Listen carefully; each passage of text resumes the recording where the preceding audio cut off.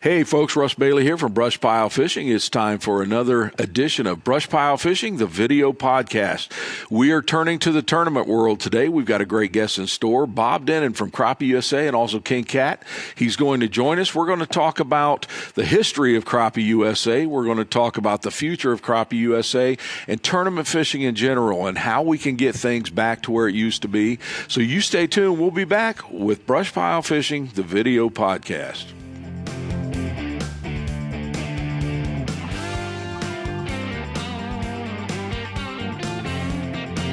Hey folks, welcome back to BrushPile Fishing, and I would like to thank, as always, Bob Cycle for sponsoring this video podcast. And with us today, Bob Denen. Bob, how we doing? I'm great, Russ. How are you doing today? I'll tell you what, man, I don't know about where you're at, but here it's pretty darn cold. It's cold. Of course, we're in Youngstown, so we're a little south of all the snow that hits us with the lake effect, but I think it was -2 this morning wind chill when I got up. We were at 0 with the wind chill, so yeah, it is definitely cold. And me and the camera guy was talking. Last 2 years, we went to Florida and did some winter shows, and we had said, hey, let's take this winter off, and I talked to him yesterday, and I think we're going to go back to Florida for a week. I've been trying to find an excuse to get back to January myself, be honest with you. Oh man! When you live in Ohio, it's one of those things. Summers are great, falls are great, spring's great, but after a while, winter just sucks. That's all you can say. Well, and it's been a mild winter up till maybe last week, and then it's starting to get cold, and that's that reminder that hey, I need to go south if I have that chance. So I think I'm going to do it. Well, when you go, give me a holler. I might hook my trailer up to you and go with you. We'll hook up, go down, do some shows, man. All right. So Bob, you and your partners are owners of the King Cat and also Crappie USA. And the Crappie USA trail, I want to talk about crappie fishing mainly, okay? Mm-hmm. Here in the past couple of years, I can remember when crappie fishing the trails back in the old Crappie-thon days. Absolutely. And then when Crappie-thon ended, of course, Daryl and some partners took over and started Crappie USA, and I can remember that. And I can remember days in like Salamone having 250 boats in that tournament. Of course, Rathbun, Iowa had over 300 a couple times, and we've always had good numbers here in St. Mary's actually also. And for whatever reasons, the last 2 years or so, we've seen the national tournament trails, the numbers go down, and not just Crappie USA, but all of them. There's several reasons I feel have contributed to this, but I told you before we started the podcast, I don't tournament fish anymore, but I feel it's such an important part of the crappie fishing industry, and we need to do what we can to get that back up there. What are your thoughts? Yeah, for 6-7 years, I followed the trail Crappie USA religiously. I think we did almost every event that was there. We went all over the place, really enjoyed it. I wouldn't consider myself to be a great angler. I'm an average angler that loves to go out and compete against the lake. I'm not really in it for anything else except for getting with friends and having a good time. And it's kind of just an expensive hobby. It was always an expensive hobby for me. And one of the things that, it's amazing that you asked that question, because one of the things that I've done for the last 2 years is try to evaluate what's happened, why I don't fish them or didn't fish them like I have fished them in the past. Of course, we had some other stuff that we took on that kind of took a lot of time away from me to do that. But I began to really evaluate with some friends, but also just private time. And just saying, okay, what's going on? I mean, we hear, well, it's live scope that destroyed it, And I think there's some, I guess and again, this is my opinion. I could find out that I'm completely wrong in this in 6 or 8 months, is what I think was going on with it.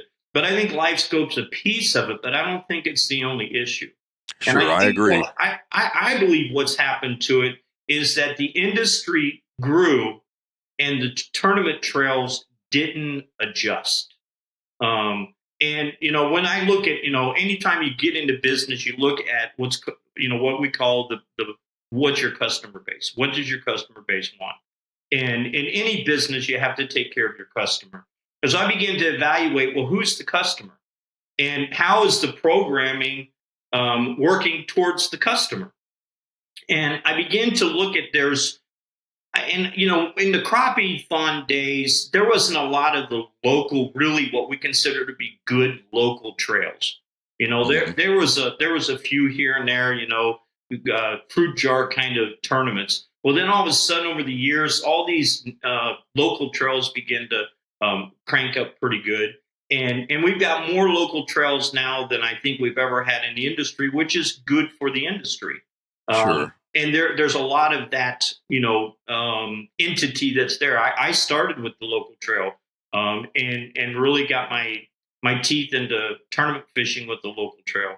But as I began to evaluate the national trail, of course, and I'm not here to knock anybody. I'm trying to work with everybody that's in the national tournament trail right now, which can be trying at times. I think that if we're not careful, everybody's trying to get their own territory, and ego's big in any kind of industry like this. If you're not careful, it'll drive it. I'm always a firm believer that, if you work for it and you're successful, you have humility. If you don't put a lot of time and energy into it, you don't sacrifice, then egos begin to get a problem. Yeah. And so when I look at it, you don't have to interrupt me because this is pretty passionate about me. That's why main reason why we took on the Crappie USA is I believe that there's probably 4 to 5 characteristics of anglers that are in the national spotlight. And if I can, I'm going to share with you what I think is those 4 or 5 characters of people. I don't want to use classes of people because it looks like we're bigger or higher than other people, but you have to put them in their own classification is what you've got to do. Number 1 is what we're going to call with Crappie USA is the pioneers. These are the ones that started out years ago with the crappie thons, and they were the ones that had the 8 poles out in the front, and they really just, they were the pioneers of the sport to take it nationally. We have the big names, and I'm not going to name names, but we all know the big names that's been in the industry that were just hammers with the industry, and everybody was out trying to beat them. And then everybody took on this whole thing was, we want to be part of it. Crappie USA put a amateur and a semi-pro together to try to, cushion that a little bit. And so we had what I consider to be the pioneers. Well, then all of a sudden LiveScope shows up and the pioneers can't compete. At least they feel that they can't compete. They've got all these years of experience doing it the other way. They want to keep doing it the other way. And then we have what these call and again, I'm not knocking anybody, but we have the young bucks that shows up and they know these electronics like the back of their hand, and nobody can compete with them. So all of a sudden, those pioneers don't feel like they have a home, and they just quit. They're just like, I'm done. I can't compete. It's not fun to me anymore. And again, this is my opinion of what I think is going on. And then you got people like me, like Bob Denen, that enjoys the competition, but I just don't have the time to really put in to learn that electronic the way it needs to be. Time on the water and really learning it, but I enjoy using it. It's allowed me to become something that I never thought I could become. I could go anywhere in the nation and I can catch fish.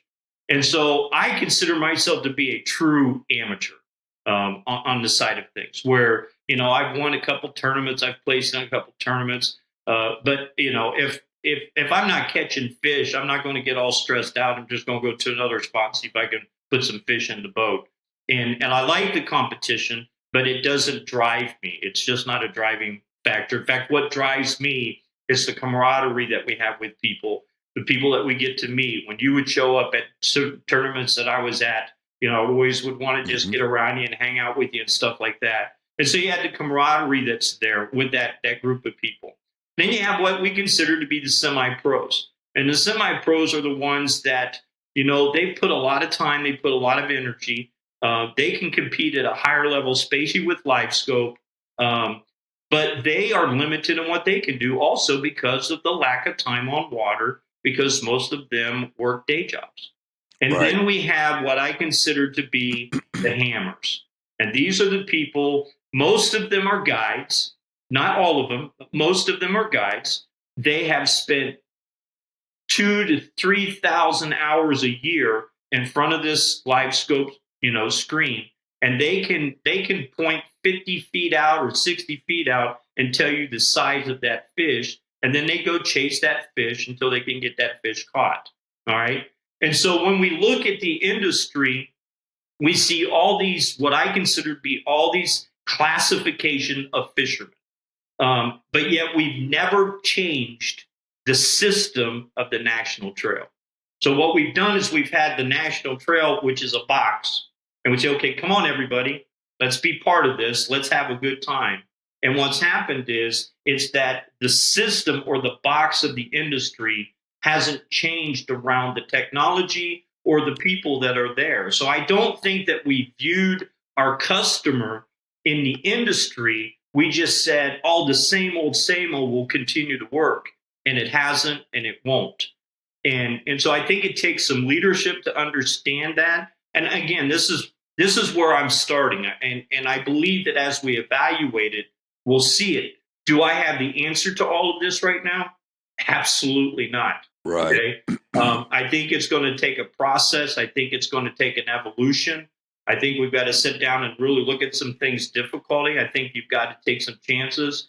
And in the industry that we live in today, the industry doesn't like when you mess up. They bury you, especially with social media. And this is where I think that we have to just kind of look in the mirror and say, okay, we need to try some things differently. But if it doesn't work, understand it's a process of elimination. And it's really not failure. We look at failure now as if it's a shameful thing. I've never looked at failure that way. I always looked at failure means that it's something that didn't work. And so you can learn off of that if you want to learn off of it. So I'm bringing a lot of that knowledge of all the years that I've spent in business that I'm kind of semi-retired from now and say, okay, can I make a difference in the industry now long term?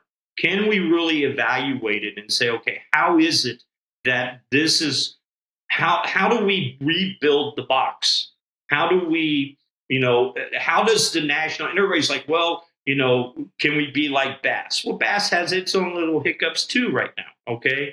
And so does walleye and catfish. I mean, everybody's kind of in this thing of doing the same old thing, the same old way. And I don't know about you, but if you get no results, it's called insanity. And we just continued to hammer it instead of sitting here and saying, wait a minute, time out. What really is the future of a national trail, especially for crappie? And I believe there is a future for the national trail. And so, you've got National Crappie League that's out there that's putting a lot of time and energy into it. You guys are very active in doing your training. I think you got 4 events scheduled for this year coming up. Yep. I think, all these are different. You got Crappie Masters that is really strong on the other side of the Mississippi. And they've got a lot of people from Texas and Missouri and Louisiana that really focuses in on that. You can hear the talk. Everybody's like, well, there's a certain leader or a certain person, if they would have done things differently, maybe it wouldn't be as bad as it is today. But I think it's just an evolution that's happened right now. We've done the same old thing for the same period of time, and there hasn't really been good vision for what that should look like in the future. And I think that's what's caused a lot of the backing away from saying, I'm just going to go fish a local trail because realistic. And I ask this question a lot, Russ. What's different about the national trail that's not the local trail? And if you're not careful, they almost look the same. And so you have to sit down and say, okay, what's that evaluation that you need to do? So I'd love to hear some of your thoughts on really what you think of some of the issues are within the industry right now. I agree with what a lot of what you just said. I think the other thing is, and I'm not bashing payouts. I mean, you've got to have sponsorship and entry fees, but I can tell you this. I used to run, I don't know if you remember the days of the Buckeye Crappie Challenge, and we were averaging 50 to 60 teams every single tournament. And then 9/11 hit. And of course, when gas prices shot up and everything else, and with the inflation the way it is now, I just think it gets so expensive for some of these guys to travel these national. I think that adds to it as much as anything right now. And again, it's not a bash on the payouts. It's just, it's so expensive to do the national trail. And it's not the entry fees. It's the hotel money, the gas money, the food.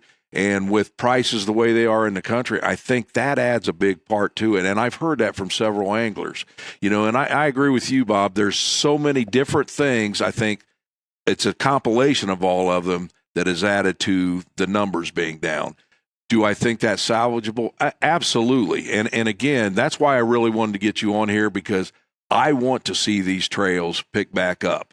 Crappie USA, when Crappie Thon said they were done, everybody was in a big panic because the national trail was huge back then. Right. And Daryl and the boys got that thing going. And I remember, how everybody felt back then. I want to see it get back to that. So, yeah, I think there's so many things, but I just think part of it is the financial part of getting into those trails right now. Yeah. And another thing that I agree with you on, one of the things we tried to do with catfishing is to, first of all, stabilize King Cat. King Cat was not really in good shape when we took it over.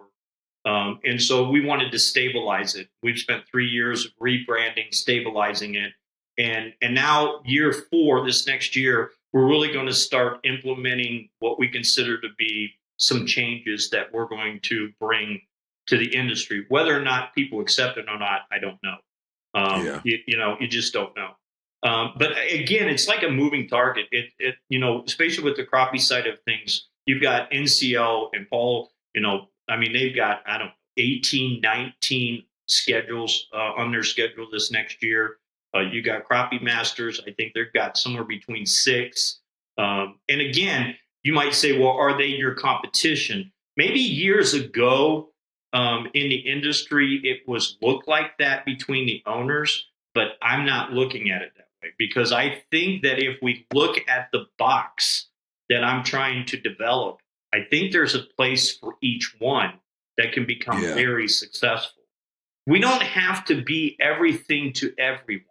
And I think that's been the problem is, okay, will Crappie USA get us to the place that we can make a living at fishing for crappie?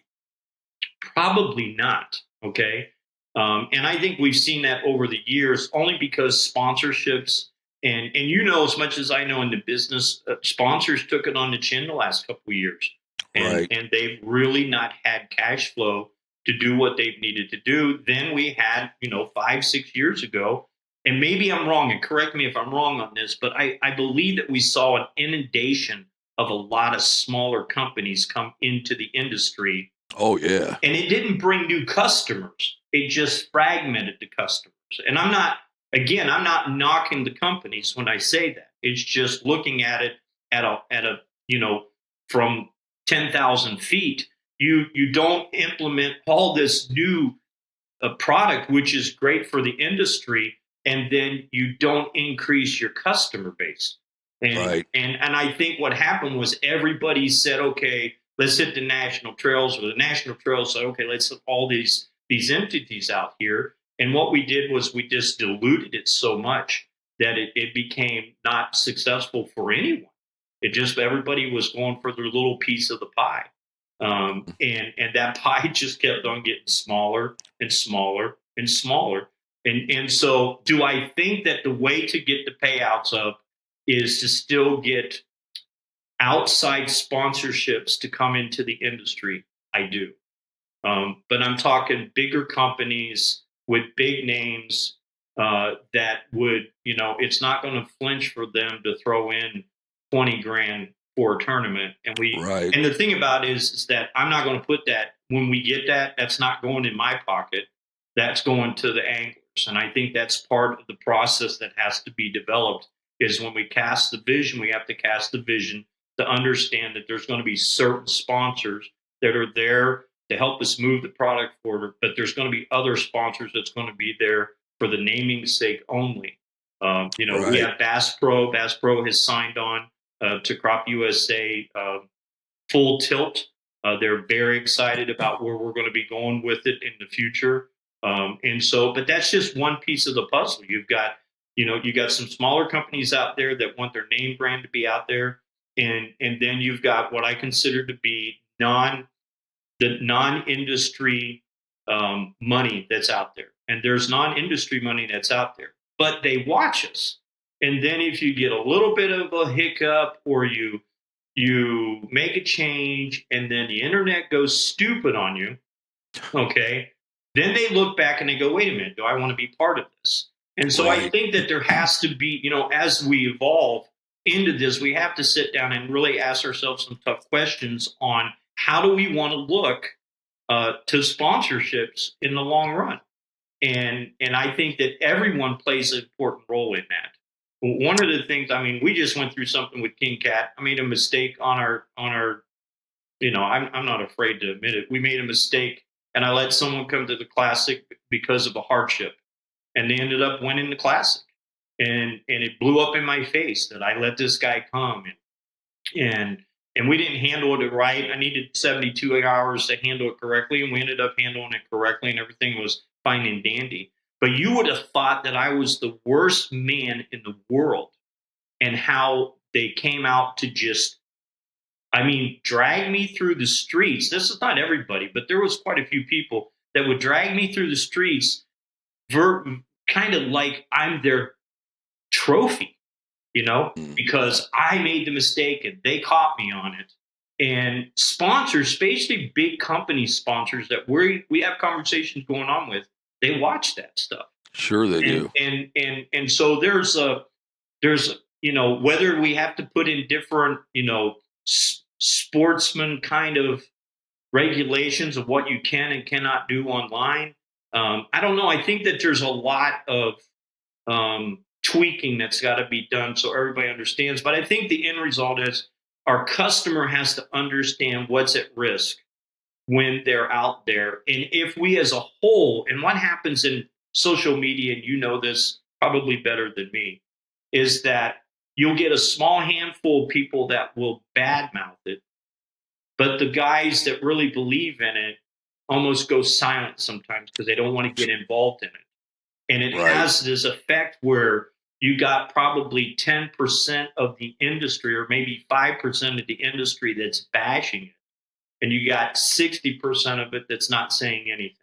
Right. And that doesn't help anywhere down the road, where I think we have to say up and say, okay, we're going to back this no matter what. And people are allowed to make a mistake. I will be the first one to tell you, I'm going to make some mistakes because I'm going to be pushing the envelope on a lot of things in the next 4 to 5 years.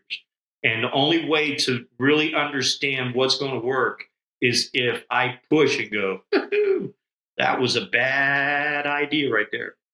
But Bob, let me just tell you this. This is one reason I'm kind of excited about you taking over the Crop USA trail, because the times that I've been around you, you're not a big ego guy, okay?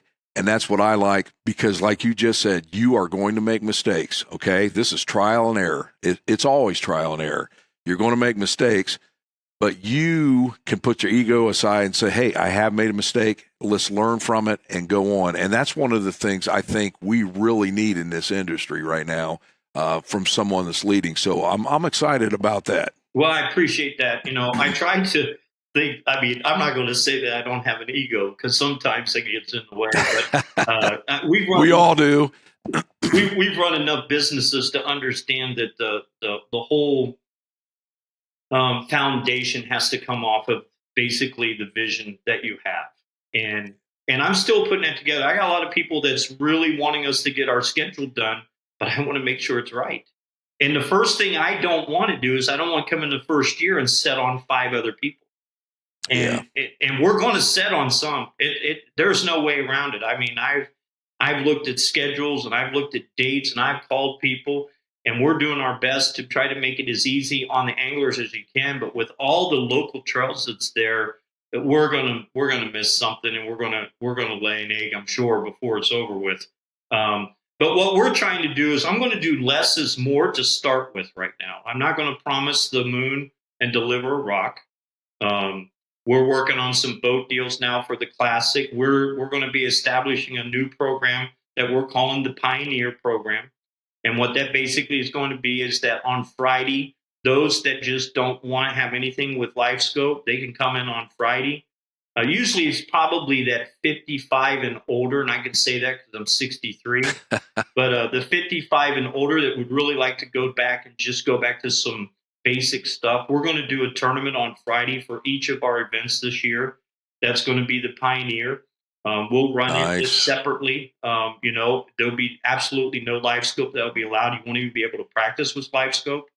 And then on Saturday and Sunday, we're going to go ahead and keep the same format of the live scope and electronics. We're going to do the amateur and the semi-pro. Okay. The area that we're needing help in with the industry, and I've got my mindset of how it could work with the different national trails if we can all come together. And I've been talking to him. And sometimes you just got to be the guy that goes through the door first and you get the bloodiest, is how it really works. You get cut up the worst. But I've been talking to him. I think that the hammers are what we consider to be the elites. I don't know if there's a real programming for them right now. And a lot of people say, well, you get a guy that comes in and he wins everything. And that's because we've put him in an entity to where he has nowhere else to go. I've talked to a few of them on the phone and I said, you're getting punished. We've watched this time and time again, even when I was fishing the tournaments, where you would get somebody that would come in and I could say his name and he was a hammer in it, but he got torched. He just got torched that he's this bad guy and all kinds of stuff, to where he just walked away from it. He didn't want the aggravations with it because it was always this thing, well, he must be cheating. Well, he must be cheating. And it was just, it's been ugly. There for the longest time when I first started fishing, everybody's like, we need young people in. Then all of a sudden the young people come, they start winning it. Then everybody's like, what are we going to do with these young people? And so it's something that we have to maneuver through. And again, do I think it's dead? I don't. Do I think that in 5 years it'll look completely differently than what it does today or even this year? It has to. It has to. Exactly. Has to. And that's where you have to set aside your feelings, your thinking, and say, okay, what is the industry really saying? And what is the industry going to do? Because the industry is more than just the fishermen. The industry is your sponsors. Your industry is the people that's out there throwing, and you talk to them more than any of us do. And that's the people that's just out there on the weekend, just trying to figure out how to catch that fish that we love to catch. And so the industry as a whole is huge on what the responsibility is. And, we might do some kayak stuff. We might do some bank stuff in the long run.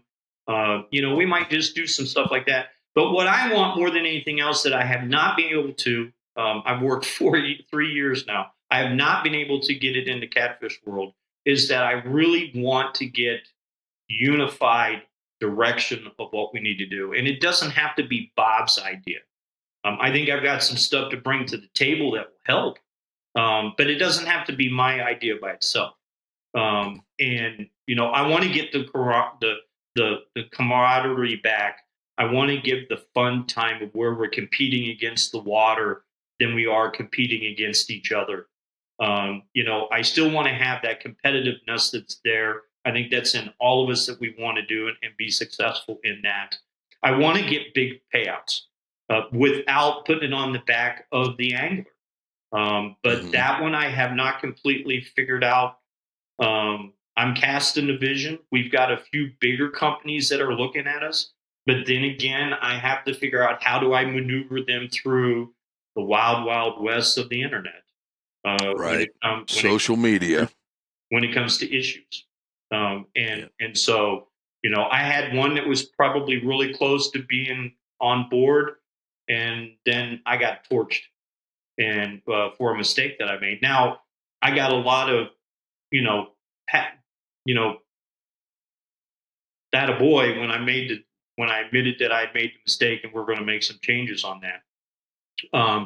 But the negativeness sometimes overshadows anything that you do good, and I think that's just the world we live in now.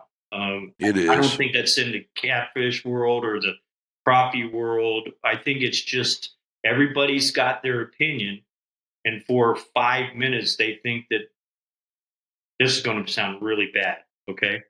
But for about 5 minutes, they really think that their opinion matters.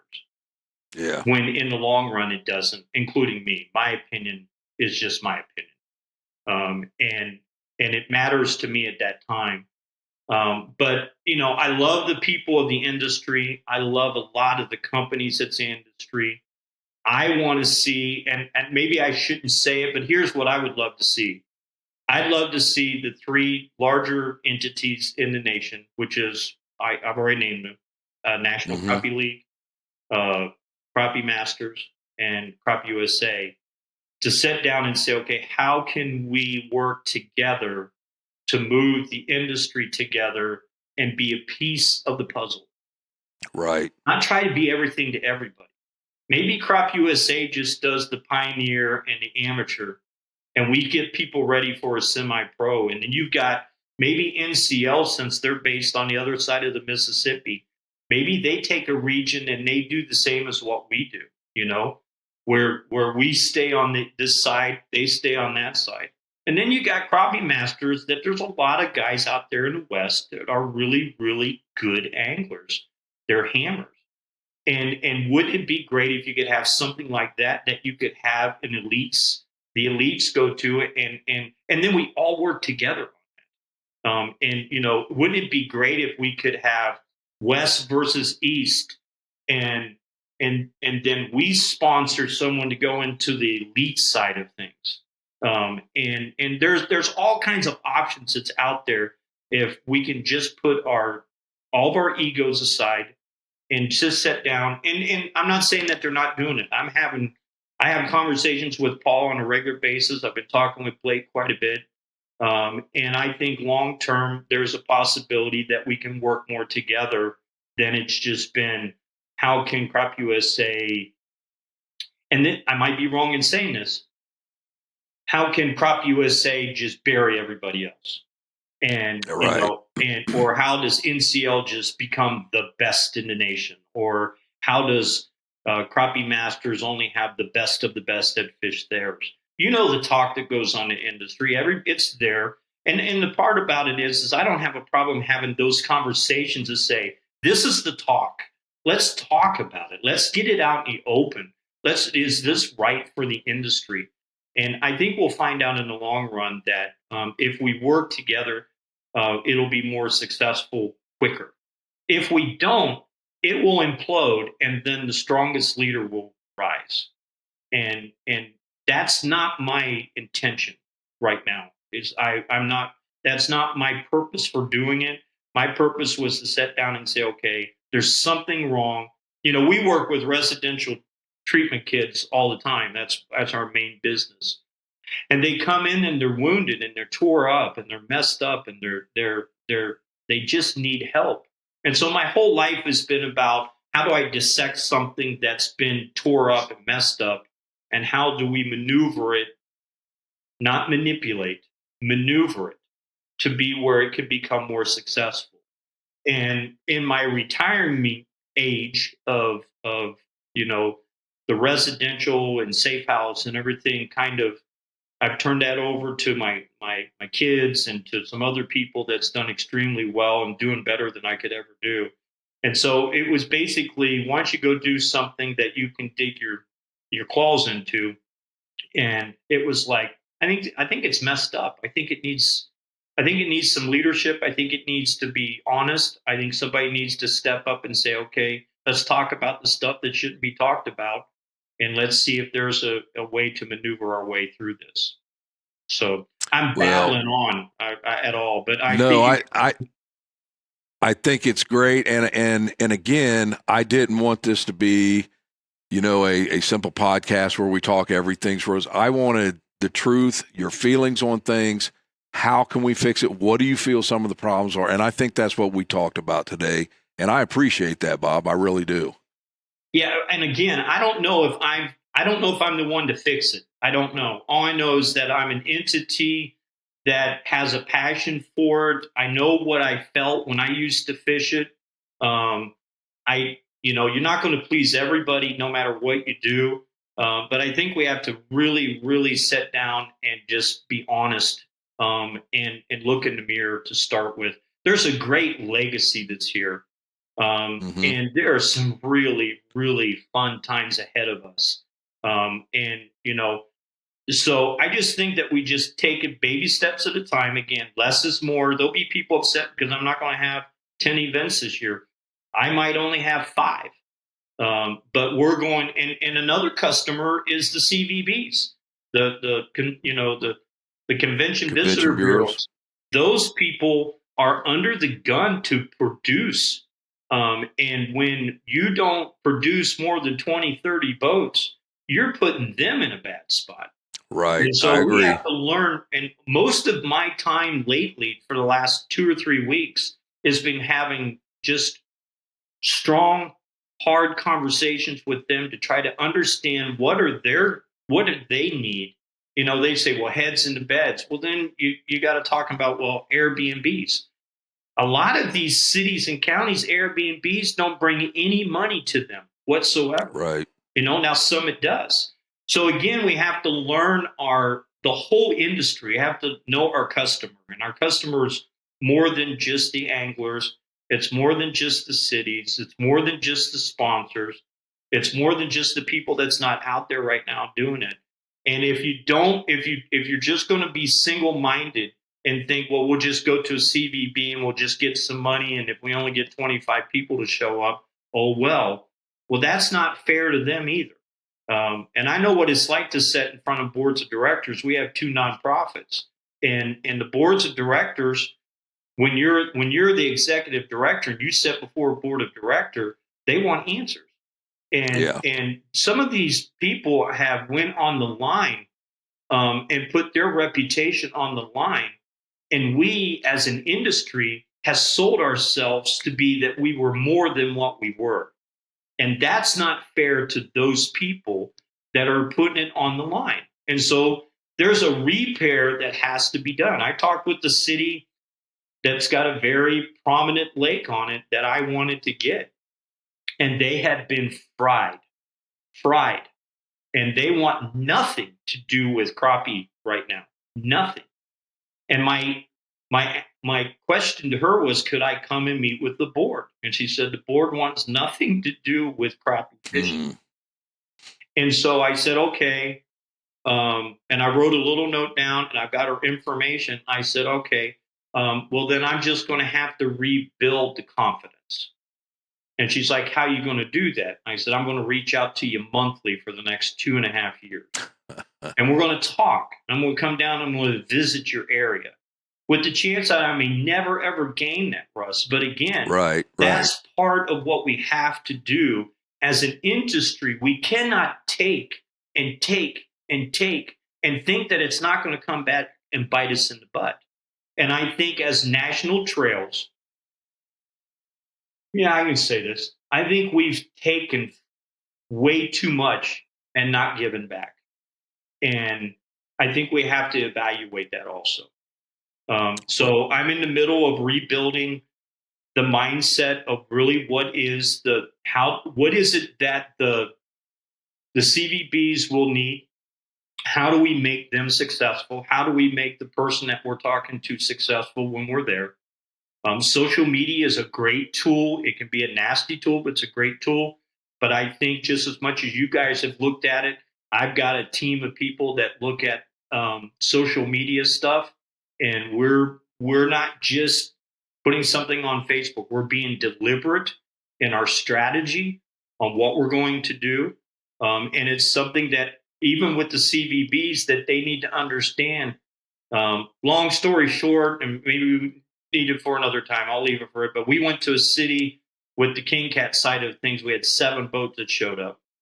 But the way that we handled the social media after we got there, they've had over 600 teams that's been there in a year and a half fishing that waterway.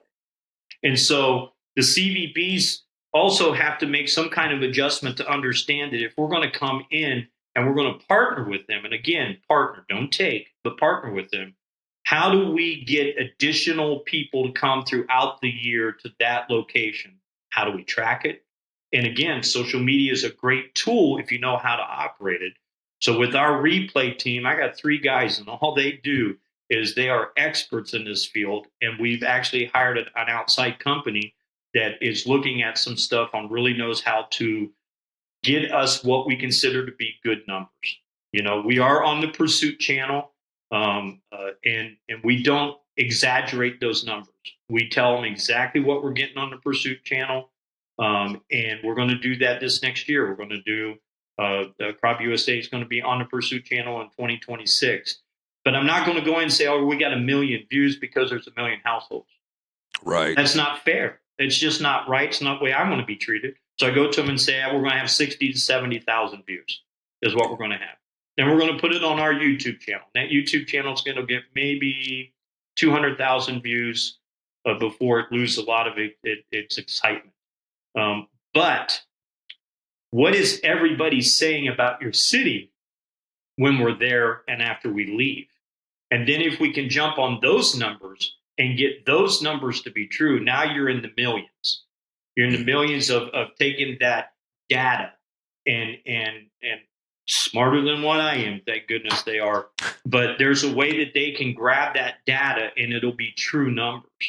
And as I said, I hope I never promise the moon and deliver a rock. I'd rather just say, this is what we're going to try. And if we can succeed in that, then that's what we need to do.